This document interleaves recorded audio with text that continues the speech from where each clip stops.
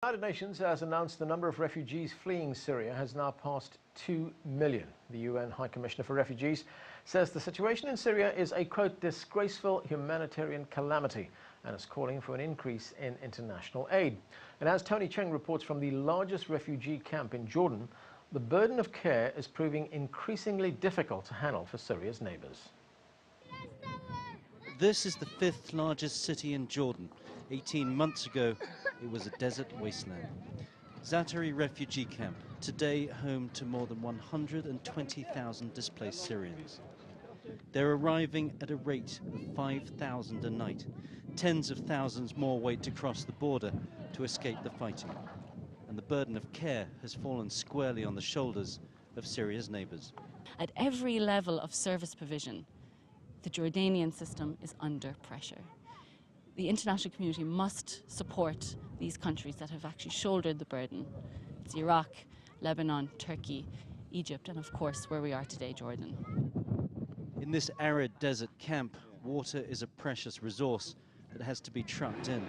The refugees require tens of thousands of gallons every day. And despite the outrage about the violence across the border, the international community pays for less than 50% of their care.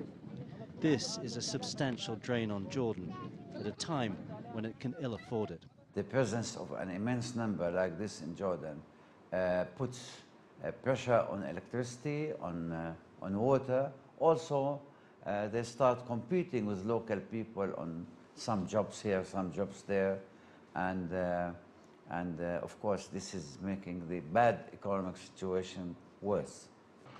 For the inhabitants, the camp provides for their basic needs and no more.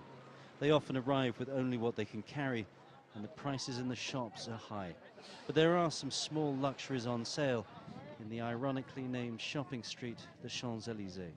Like any big city, there's a commercial center here at the Zaatari refugee camp, and this is it, this street full of shops selling clothes, snacks, food.